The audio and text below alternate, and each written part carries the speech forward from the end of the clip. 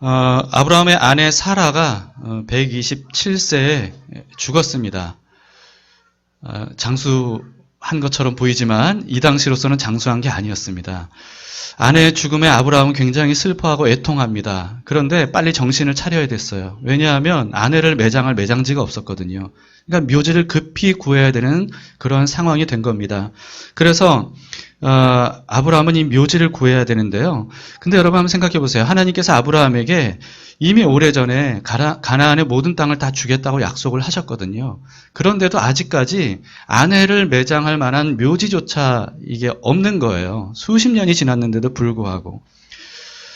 이때 아브라함은 헤브론이라고 하는 곳에 있었는데 이 헤브론은요.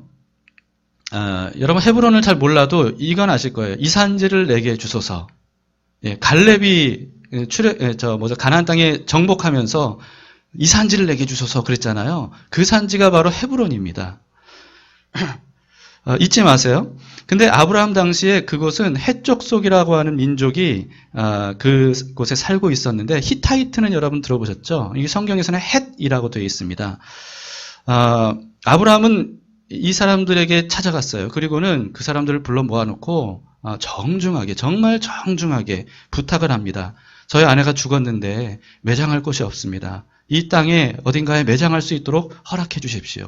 그랬더니 해쪽 사람들도 굉장히 아브라함에게 정중하게 말하면서 당신은 하나님께서 세우신 지도자이십니다. 그렇기 때문에 우리 땅에 어디든지 원하는 곳을 정하셔서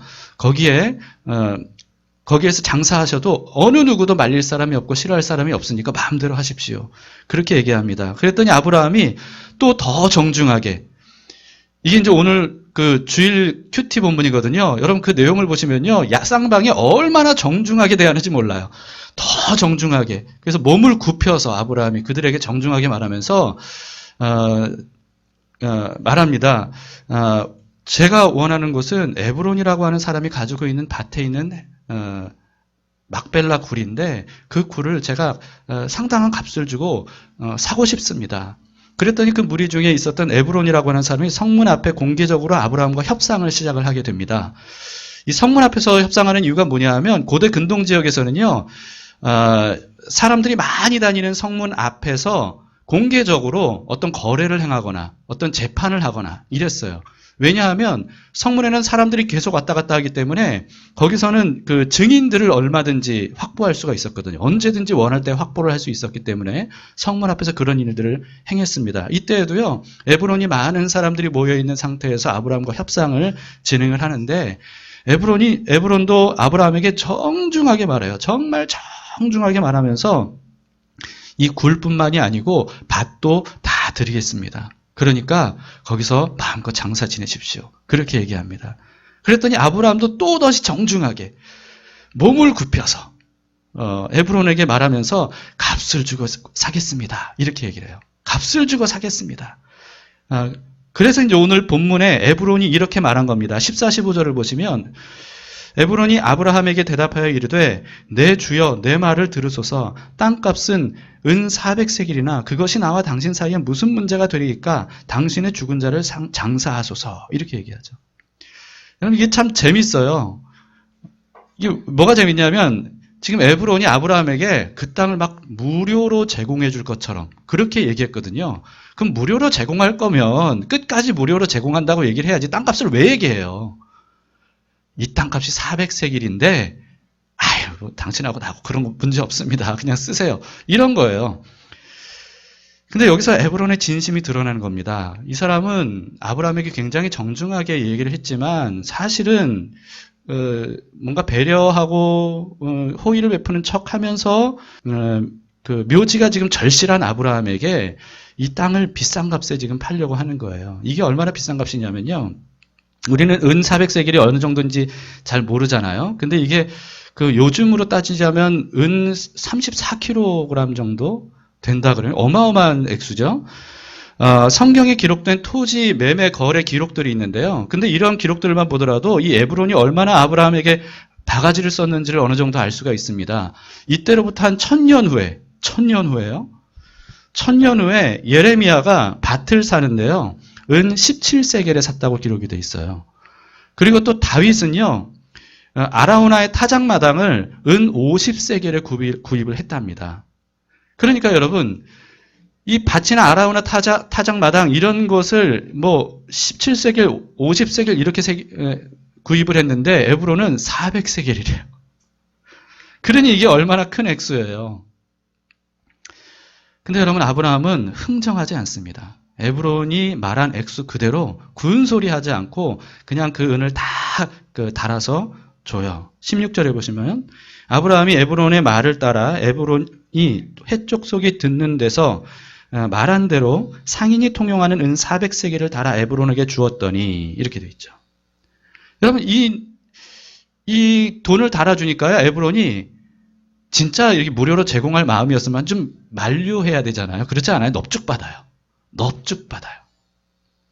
애초에 무상으로 제공할 생각은 없었던 것 같고, 그래서 많은 신학자들이 이런 어떤 정중한 어떤 대화들, 이런 것들이 사실은 상거래를 하는 그 당시의 상인들의 어떤 상술이다. 이렇게 해석을 하는 사람들도 있습니다. 이 사람은 오히려 아브라함을 봉이라고 생각을 했던 것 같아요. 근데 어쨌든 이 땅을 드디어 아브라함이 구입을 하게 됩니다. 17, 18절에 보시면 이렇게 되어 있습니다. 마므레한 막벨라에 있는 에브론의 밭, 곧 그 밭과 거기에 속한 굴과 그 밭과 그 주위에 둘린 모든 나무가 성문에 들어온 모든 해쪽 속에 보는 데서 증인들 앞에서 아브라함의 소유로 확정된지라. 이렇게 되어 있죠. 여러분, 이로써 아브라함이 가나안 땅에 들어온 지 약 60여 년 만에 드디어 첫 소유지, 이것을 얻게 된 겁니다. 이후로 이 막벨라가 있는 헤브론은요, 이스라엘 역사에 굉장히 중요한 지역이 됩니다. 사라가 이곳에 그래서 장사가 되죠. 그 다음에 38년 후에 아브라함도 38년 후인가요? 아무튼 그쯤 후에 아브라함도 바로 이 자리에 함께 합장 장사가 됩니다. 그리고 아들 이삭과 리브가 부부도 여기에 장사가 되고요. 그리고 손자 야곱과 레아 부부도 이곳에 장사가 돼요. 특히 야곱 같은 경우에는 어디서 죽었냐면 요셉이 있는 이집트까지 내려갔죠. 그래서 거기서 죽었습니다.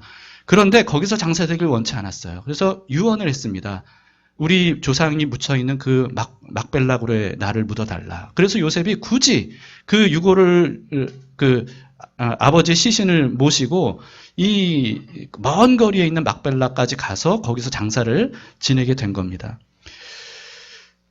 그리고 이스라엘이 가나안 땅을 정복할 때 믿음의 사람 갈렙이 바로 이 산지를 내게 주소서. 그러니까 이스라엘에 아주 전설적인 조상들이 다 여기에 묻혀 있는 거예요. 그러니까 이스라엘 민족에게는 이 지역은 굉장히 중요한 지역인 거죠. 그러니까 갈렙이 아마도 이 산지를 내게 주소서. 이 중요한 산지, 우리 이스라엘 민족의 최초에 시작된 그 씨앗과도 같은 이곳, 우리의 조상이 묻혀 있는 이곳, 이 산지를 내게 주소서. 갈렙이 아마도 그래서 그 땅을 원했던 것 같습니다. 그리고 이후에 다윗이 예루살렘에서 이스라엘을 통치하기 전에 바로 처음에 왕이 됐을 때 이 헤브론에서 통치를 하게 됩니다. 여기서 7년 동안을 왕으로 다스리게 되죠. 이렇게 중요한 지역이 됩니다.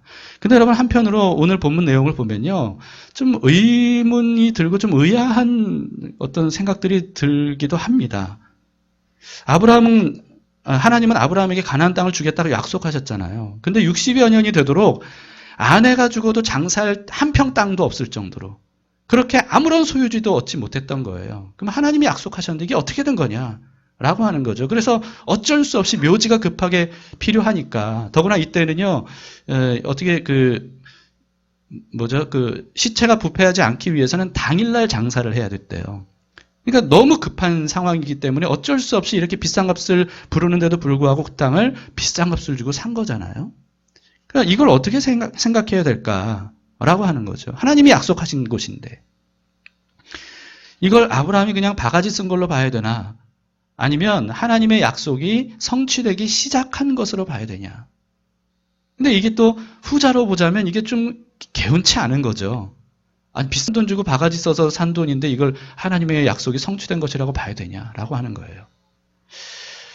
자, 이 말씀을 가지고 제가 몇 가지 묵상을 하게 됐습니다. 세 가지를 묵상을 하게 됐는데, 첫 번째, 하나님의 약속은 내가 원하는 때가 아니라 하나님이 정하신 때에 이루어진다라고 하는 겁니다. 아브라함은 하나님의 약속을 믿고 가나안 땅으로 갔어요. 그런데 이때뿐만 아니고 아브라함의 평생에 약속은 성취되지 않았습니다. 가나안 땅이 아브라함에게 소유가 되지 않았어요.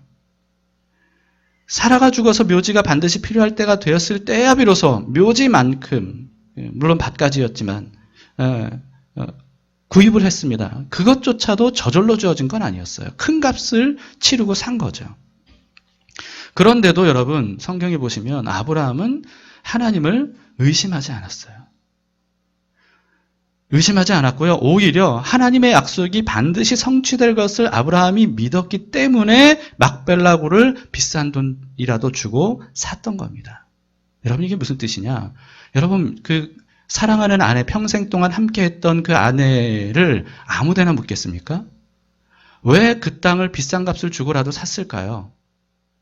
이방인들이 현재 그 장악하고 있는 땅인데 왜 샀을까요? 왜냐하면 하나님이 그 땅을 주겠다고 약속하신 걸 믿었기 때문이에요. 반드시 이 땅은 하나님이 주실 것이다. 이걸 믿었기 때문에 사랑하는 아내를 거기에 묻었고 자기도 거기에 묻히길 원했고 그리고 그 후손들도 거기에 묻혔던 겁니다. 만약에 이걸 믿지 못했다면 여러분 그 땅을 선택하지도 않았을 것이고요. 비싼 값을 지불하지도 않았을 겁니다. 우리는 누구나 하나님의 약속이 최대한 빨리 설치되기를 바랍니다. 그렇죠? 여러분들도 그럴 거예요. 하나님의 약속이 최대한 빨리 내가 원하는 방식으로 좀 이렇게 성취됐으면 좋겠습니다. 우리는 그런 마음을 대부분 가지고 있습니다. 그런데 우리가 실망하는 이유가 뭐예요? 우리가 원하는 때 우리가 원하는 식으로 이게 성취가 안 되는 거예요. 기다리더라도 이게 도대체 성취는 되는 건가? 이루어지는 건가? 이런 생각이 들 때가 있습니다. 그 아브라함 같은 경우 보세요. 심지어 사라가 죽었는데 묘지 한 평 없었던 거예요. 그러니 이게 정말 약속이 이루어지기나 하는 건가? 이런 절박한 때, 아브라함이 지금 절박한 때잖아요? 장지가 없으면 어떻게 잘 지내겠어요? 이런 절박할 때조차 하나님의 약속이 성취되지 않는 거예요. 이런 경우에 여러분 우리는 믿음이 흔들리게 됩니다. 하나님이 도대체 왜 그러실까? 혹시 나에게 문제가 있는 건가? 아니면 하나님이 날 사랑하시지 않는 건가? 혹시 내가 뭐 헛된 것을 믿고 있는 건 아닌가? 뭐 이런 어떤 생각들이 우리는 들 때가 있다는 거죠. 무수한 의문들, 의심들 이런 것들이 막 생각을 복잡하게 하고 우리의 마음을 뒤흔들어 놓습니다. 근데 여러분 믿음이 뭔지 아세요? 그럴 때 믿는 게 믿음이에요. 그럴 때 필요한 게 믿는 거예요. 그럴 때 내 믿음이 진짜인지 아닌지가 판가름 날 수 있는 겁니다. 몇 년 전에 제가 교회에 출근하면서 걸어가면서 이찬수 목사님 설교를 들었는데 그 내용이 기억이 납니다. 그 당시 이찬수 목사님과 분당 우리 교회가요 아주 중대한 결정을 내렸어요. 그리고 그걸 발표를 했습니다. 근데 이제 분당 우리 교회가 워낙 유명한 교회다 보니까 그 교회 성도들뿐만 아니라 그 교회 성도가 아닌 사람들도 굉장히 관심 있게 봤거든요. 근데 그러던 중에 교회 홈페이지 게시판 같은데 글이 올라왔는데 여러분 이렇게 뭔가 중대한 결정을 내리면 항상 두 부류로 나뉘잖아요. 찬성하는 사람, 반대하는 사람. 반대하는 사람이 있게 마련이죠. 반대하는 사람이 글을 올렸나 봐요. 글을 올렸는데 어떤 식으로 글을 올렸냐 하면 이런 식이에요. 제가 그동안 이찬수 목사님을 믿었는데 이찬수 목사님이 이러실 줄 몰랐습니다. 전 목사님에게 실망했습니다. 이런 글을 올린 거예요. 그러면서 이찬수 목사님이 그 얘기를 하면서 정말 억울하고 답답한 말투로 이런 말씀을 하신 겁니다. 그건 나를 믿는 게 아니죠. 나를 믿었다면 이렇게 결정한 것도 뭔가 이유가 있을 거야 라고 생각하셔야죠. 그게 날 믿는 거죠. 이렇게 얘기를 하는 겁니다. 여러분 제가 그 말을 듣고 이게 믿음의 핵심이다. 여러분 믿음이 뭡니까? 믿음이 하나님을 믿는다는 게 뭐예요? 바로 이런 거예요. 내가 이해가 안 되고 납득이 안 될지라도 하나님이 그렇게 하신다면 이건 뭔가 내가 모르는 하나님에게 이유가 있을 거야. 그게 바로 하나님을 믿는 거죠. 내가 원하는 대로 해주시지 않고 이해도 납득도 안 되고 어떤 이상한 말씀만 하시고 그렇다 할지라도 하나님께는 무슨 이유가 있을 것이다. 여러분, 만약에 내가 원하는 대로, 내가 원하는 때 그런 일이 이루어져야만, 그래야만 하나님을 믿는다 라고 한다면 여러분, 그것은 하나님을 믿는 게 사실은 아닙니다. 누구를 믿는 거예요, 그건? 나를 믿는 거예요. 내가 원할 때, 내가 원하는 식으로 해결돼야만 그게 진짜 참된 해결이고 그게 바로 성취다라고 하는 것은 나의 생각과 나의 판단을 믿는 거지 하나님을 믿는 게 아니라는 거죠. 여러분, 하나님이 이해가 안 될 때가 있으시죠? 이해가 안 될 때가 있을 겁니다. 왜 이런 일을 일어나게 하시는지, 왜 이런 말씀을 하시는 건지, 왜 아직 응답이 이루어지지 않는 건지, 왜 끝내 절망적인 상황조차도 하나님이 아무 일도 하지 않는 것처럼 여겨지는지, 그럴 때가 있습니다. 이해가 안 되고 납득이 안 돼요. 그런데 그럴 때 비로소 이 사람의 믿음이 진짜인지 아닌지가 드러나는 거예요. 내 믿음이 진짜였는지 아니었는지가 그때 비로소 드러나는 겁니다.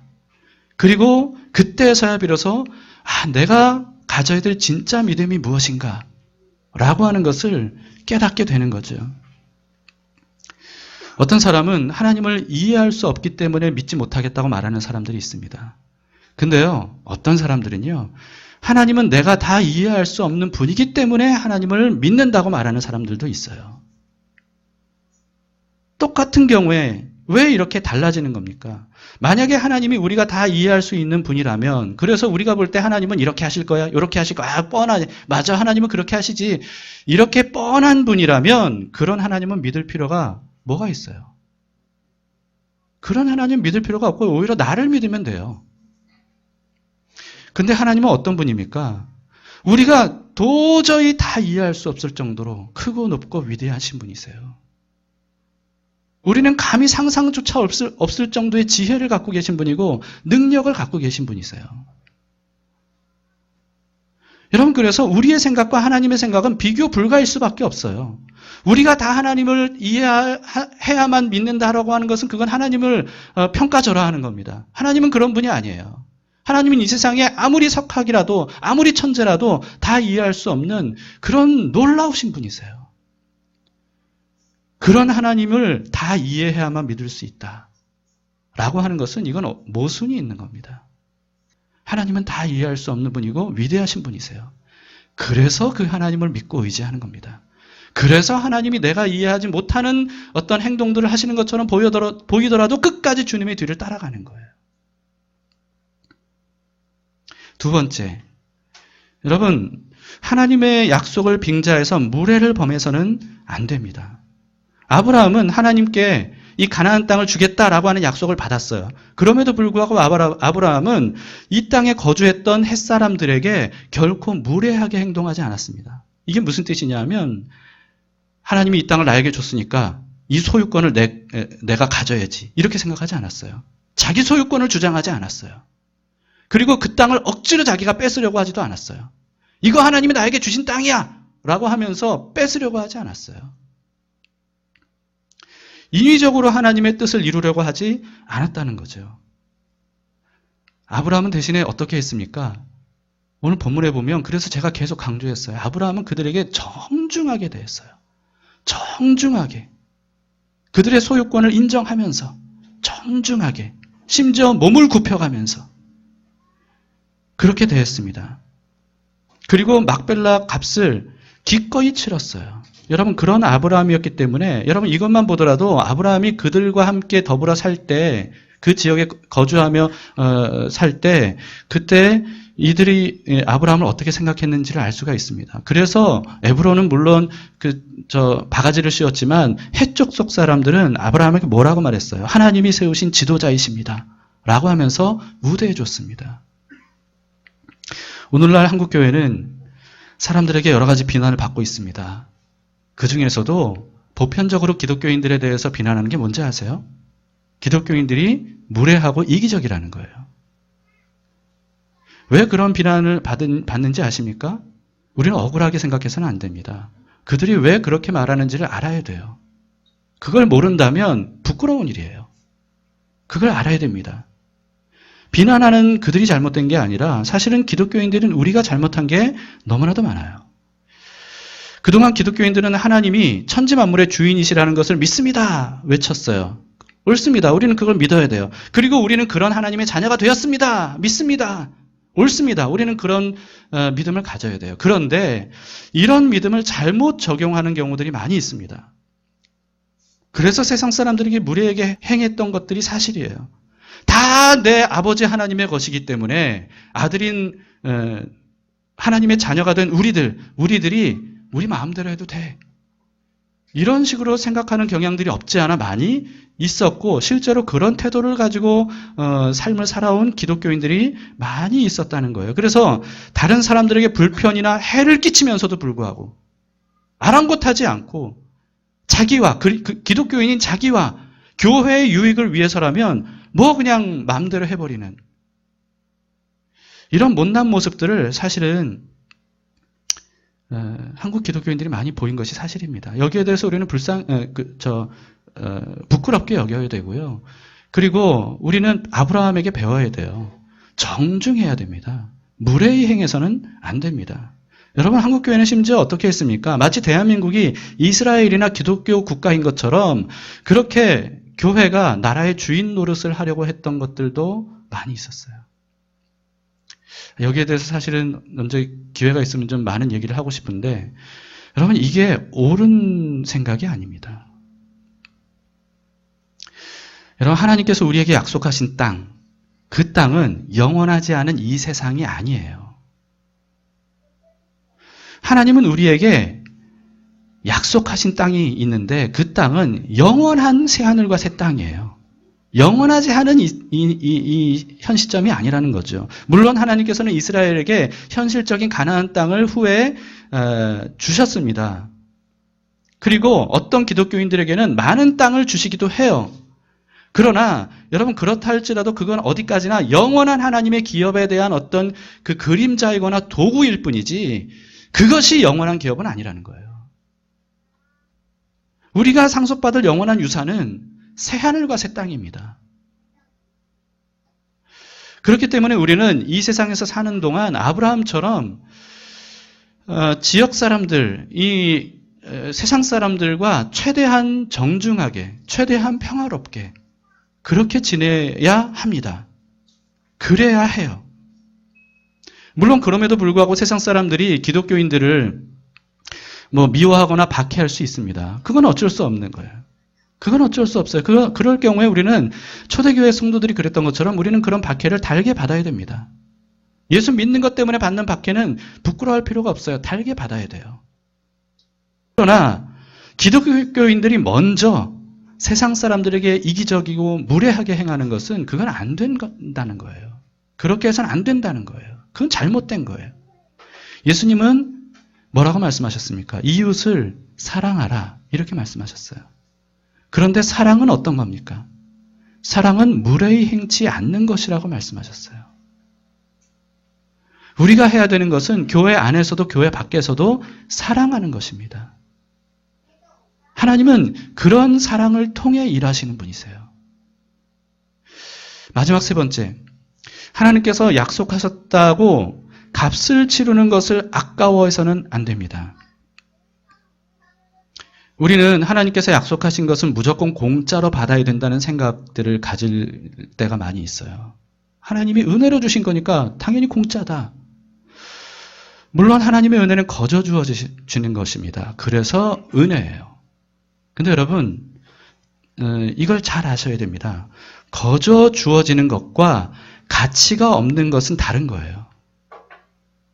거저 주어진다고 해서 하나님의 은혜가 거저 주어진다고 해서 가치가 없는 것으로 여겨서는 안 됩니다. 은혜는 가치가 없기 때문에 거저 주어지는 게 아니라 오히려 아무도 값을 치를 수 없을 정도로 어마어마한 가치가 있기 때문에 그래서 누구도 그것을 얻을 수가 없기 때문에 자기의 힘으로는 그렇기 때문에 하나님이 대신 그 값을 지불해 주시고 우리에게는 거저 주시는 거예요.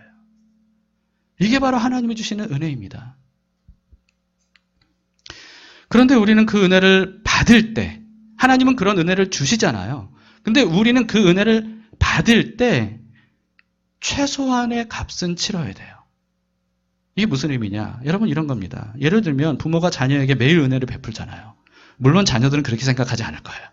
그러나 부모님은 사실 자녀들에게 매일 은혜를 베풀고 있는 겁니다. 자녀에게 무상으로 먹을 걸 매일 먹여줘요.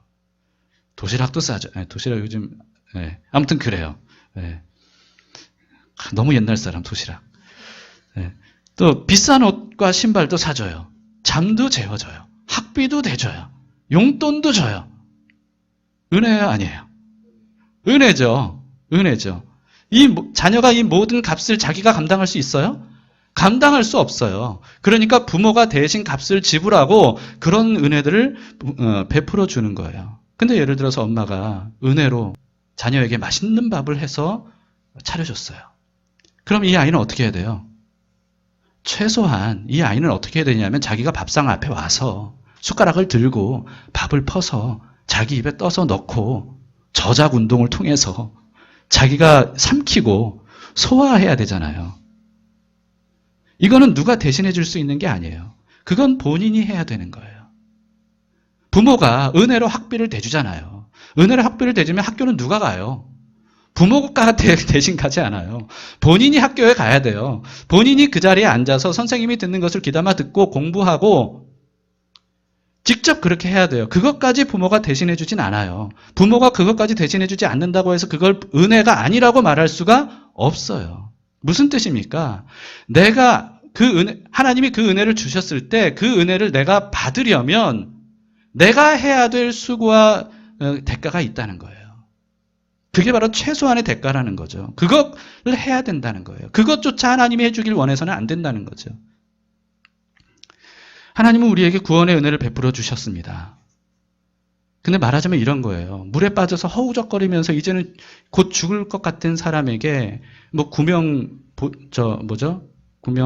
튜브를 던져주거나 아니면 손을 내밀었다고 생각해 보세요. 은혜죠. 은혜입니다. 근데 여러분 그럼 어떻게 해야 됩니까? 허우적거리던 사람이 그 손을 잡아야 돼요. 필사적으로 잡아야 돼요. 그 손을 놓지 말아야 돼요. 끝까지 놓지 말아야 돼요. 누가 대신해 줄 수 있는 게 아니에요. 그건 본인이 해야 되는 거예요. 이게 바로 믿음이라는 거예요. 그렇다고 해서 구원을 자기 노력으로 얻은 것이라고 말할 수 있어요? 아니에요. 누군가 손을 내밀었기 때문에 구명 튜브를 던져줬기 때문에 그렇기 때문에 내가 나의 믿음으로 그걸 붙들고 살아날 수 있는 거지 그런 은혜가 없으면 어떻게 하겠습니까? 그래서 은혜인 거예요. 아브라함이 돈을 주고 막벨라를 산 것은 하나님께서 가나안 땅을 주겠다고 약속하셨기 때문이고 그것을 믿었기 때문입니다.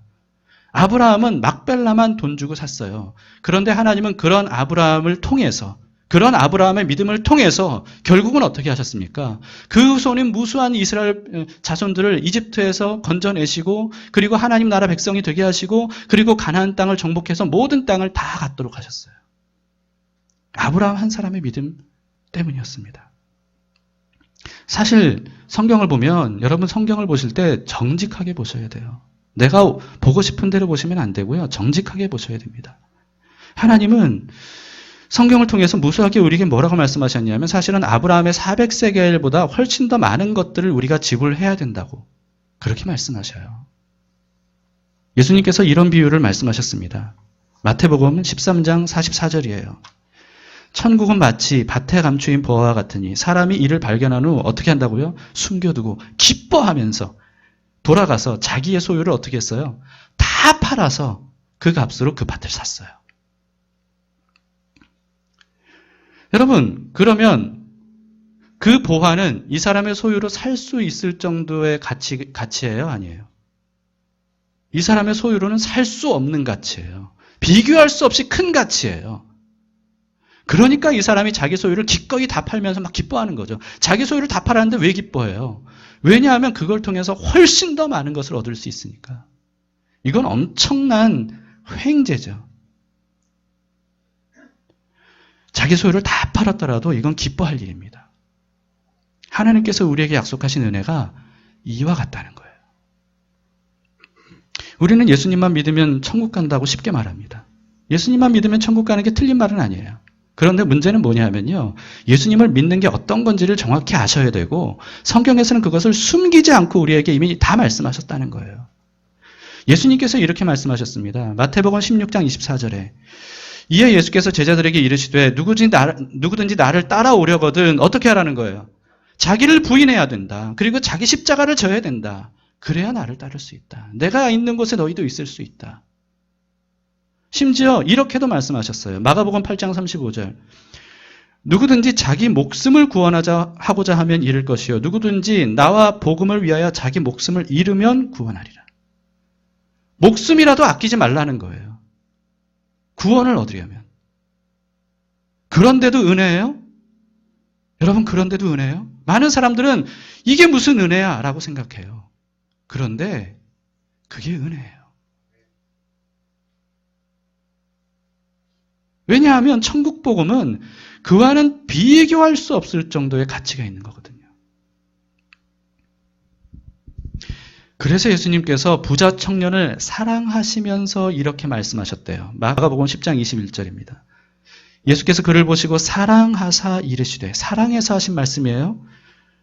너에게 아직도 한 가지 부족한 것이 있으니 가서 너에게 있는 것을 다 팔아 가난한 자들에게 주라. 그리하면 하늘에서 보화가 내게 있으리라. 그리고 와서 나를 따르라. 이 부자 청년에게 예수님께서 무엇을 요구하셨어요? 전 재산을 요구하셨어요. 다 팔아서 가난한 자들에게 나눠줘라. 그리고 날 따라오라. 근데 여러분 이것은 부자 청년을 시험하려고 하는 것이거나 부자 청년이 미워서 골탕 먹이려고 하신 말씀이 아닙니다. 부자 청년을 사랑해서 하신 말씀이세요. 한번 생각해 보세요. 어떤 사람이 가난한 사람이에요. 10,000원밖에 없어요. 전 재산이 10,000원이에요. 근데 어떤 부자가 이 사람이 이 사정을 알고 찾아옵니다. 그리고 이런 말을 했다고 해보세요. 전 재산 10,000원이세요. 그 10,000원을 저한테 다 주세요. 그러면 제가 당신에게 100억을 드리겠습니다. 또 어떤 사람은 전 재산이 10만 원이에요. 그 사람에게 똑같이 말합니다. 10만 원이세요? 10만 원 전체를 저한테 다 주세요. 그러면 제가 100억을 드리겠습니다. 어떤 사람은 남은 돈이 전 재산이 100만 원이에요. 그 사람에게도 똑같이 말합니다. 100만 원을 저에게 주시면, 전부를 주시면 제가 당신에게 100억을 드리겠습니다. 여러분, 은혜입니까? 아닙니까? 10,000원 가졌던 사람에게만 은혜예요? 100만 원 가졌던 사람에게는 이게 부당한 일입니까? 은혜입니다. 믿음은, 성경에서 말하는 믿음은 어떤 거냐면요. 우리의 전부를 하나님께 맡기고 하나님께서 주시는 것으로 사는 거예요. 이게 바로 믿음입니다. 그리고 그것이 바로 하나님 나라의 계산법이에요. 부자든 가난한 자든 전부를, 많든 적든 전부를 하나님께 맡기고 하나님이 주신 것들로 살아요. 사는 것. 이것이 바로 믿음이에요. 근데 그럴 때 누가 더 곤란해하겠어요? 누가 더 마음이 힘들겠어요? 가난한 사람과 부자 중에 부자겠죠, 부자. 여러분, 그래서 부자가 천국에 들어가기가 그토록 어렵다는 겁니다. 근데 여러분, 아무리 엄청난 부자라 할지라도, 그렇더라도 하나님께서 주시는 은혜와는 비교가 돼야 안 돼요. 비교가 안 되는 거예요. 여러분, 그걸 믿으세요? 그걸 정말 믿으세요? 대답들이 별로 없으셔요. 이게 잘 안 믿어지죠? 근데 그건 왜 그러냐면요. 우리가 그 가치를 너무나도 모르기 때문에 그래요. 눈에 보이는 것으로 우리는 자꾸만 파악하려고 하기 때문에 그렇습니다. 영원하지 않은 것들, 그것이 영원한 것보다 훨씬 더 우리가 중요하게 여기기 때문에 그래서 이게 쉽게 아멘이 안 나오는 거예요. 그러나 우리는 그 가치를 알아야 됩니다. 아무리 부자라도 그 사람의 전부를 드리는 것, 그것은 전혀 아까운 일이 되어서는 안 돼요. 아까워해서는 안 돼요. 이것은 엄청난 횡재입니다.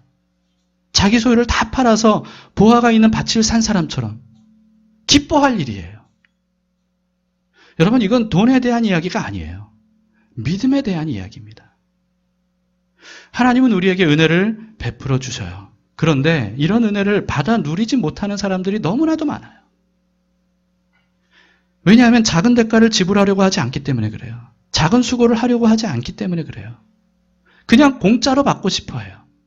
하나님의 은혜라면 공짜여야 되지 않느냐? 저절로 줘야 되지 않느냐? 음식이 내 속에 들어가서 저절로 다 소화가 되고 난 아무 일도 안 해도 내 지식이 막 내 속에 들어오고 막 그래야 되는 거 아니냐? 우리는 그렇게 생각해요. 아닙니다.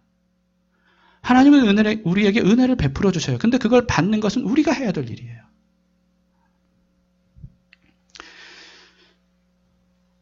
여러분, 예를 들어서 하나님은 우리에게 놀라운 은혜를 주셨는데 뭐 말할 수 없이 많은 은혜를 주셨지만 그중에 하나님은 우리에게 성경을 주셨어요. 여러분, 이 성경이 얼마나 가치 있는 건지 아세요? 이 성경을 통해 자그마치 우리가 구원을 얻을 수 있어요. 영원한 나라를 상속받을 수 있다는 거예요. 성경을 통해. 그 비결이 담겨 있는 것이 바로 성경이에요. 근데 하나님은 우리에게 놀랍게도 이런 성경을 마음껏 볼 수 있도록 하셨어요. 근데 문제는 뭐예요? 그 은혜를 사람들이 받질 않아요. 받질 못하는 걸까요? 안 받는 걸까요? 왜 안 받으세요? 작은 수고를 하려고 하지 않아요. 시간을 들여서 좀 이렇게 침침한 눈이라도 비벼가서 그 성경을 읽으려고 하질 않아요. 그 시간을 아까워해요. 그 노력을 아까워해요. 그러니까 못 받는 거예요.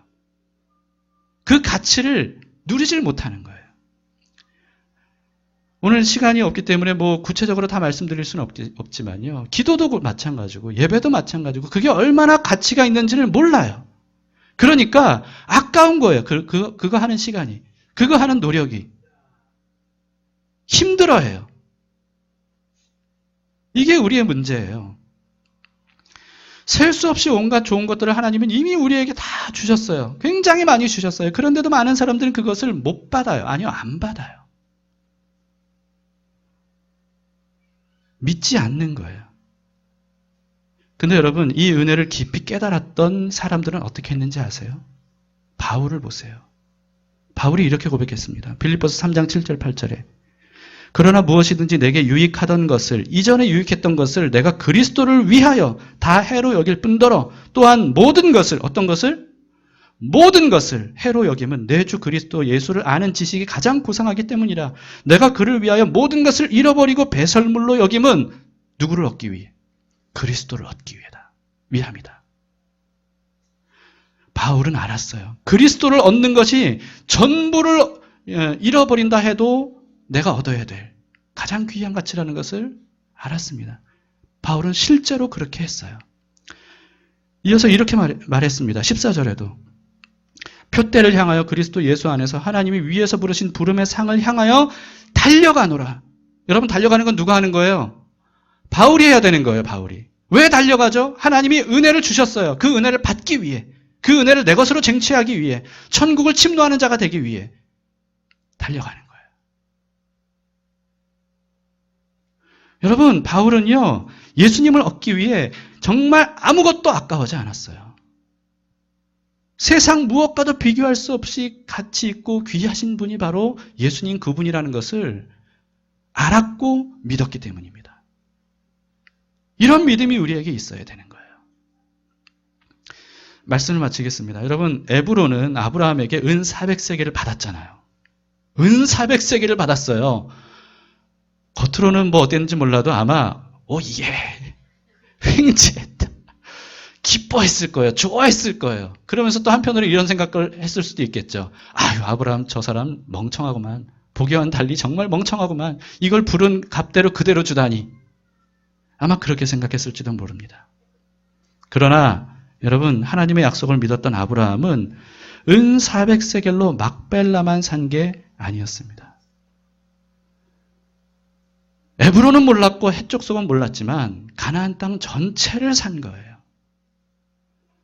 진짜 횡재를 얻은 사람은 누구예요? 진짜 횡재를 한 사람은 누구예요? 아브라함이에요.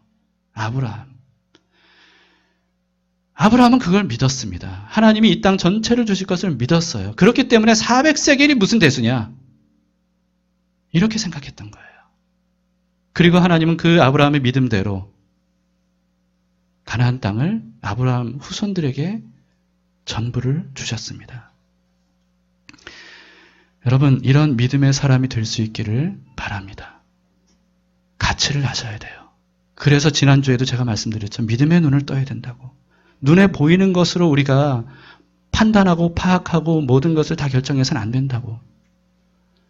영원한 것은 눈에 보이는 게 아니에요. 눈에 보이지 않는 것이에요. 하나님이 약속하신 것. 아직 성취되지 않았지만 신실하신 하나님이 반드시 성취하실 그것을 우리가 붙들고 그때까지 우리가 인내하며 치러야 될 대가를 지불하며 아까워하지 않고 지불하며 그렇게 달려나아가는 겁니다. 그러면 하나님께서는 우리의 믿음대로 되게 하실 줄 믿습니다. 아멘. 우리 자리에서 일어나십시다.